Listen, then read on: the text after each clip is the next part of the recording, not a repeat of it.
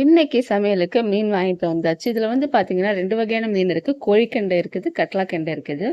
சரி ஃப்ரை பண்றதுக்காக இந்த மீன் எல்லாமே ஃப்ரை தான் பண்ண போறோம். ஸோ அது இப்போ வந்து உப்பு போட்டுக்கலாம். உப்பு, மஞ்சத்தூள், குழம்புத்தூள். நான் மிளகாத்தூள் தனியா போடல. குழம்புத்தூள் அரைச்சு வச்சிருக்கோம். அந்த குழம்புத்தூள் தான் மிக்ஸ் பண்ணியிருக்கோம். அது கூட ஒரே ஸ்பூன் மிளகாத்தூள் மட்டும் ஆட் பண்ணி நல்லா பிசைஞ்சு வச்சுக்கலாம். நம்ம இந்த மசாலா ஃபுல்லாவே வந்து அந்த மீன்ல வந்து நல்லா அப்சர்வ் ஆகணும். அப்பதான் வந்து அந்த மீன் வந்து சாப்பிடறதுக்கு நல்லா டேஸ்டா இருக்கும். உப்பும் வந்து கரெக்டான உப்பு வந்து அந்த மீன்ல செட் ஆயிடுச்சுன்னா டேஸ்ட் செம சூப்பரா இருக்கும். இப்ப மசாலா எல்லாம் போட்டாச்சு. இதுல தண்ணி தெளிச்சு நல்லா பிசைஞ்சு சைடுல எடுத்து ஒரு 1/2 மணி நேரம் சைடுல நல்லா ஊற வச்சுக்கலாம். பிசையும் போதே வந்து அதுல ஒரு ஸ்பூன் ஆயில விட்டு நல்லா நம்ம பிசைச்சோம்னா நல்லா அந்த சாந்தெல்லாம் நல்லா வந்து அதுல வந்து நல்லா வந்து இதை ஒட்டி நல்லா இருக்கும்.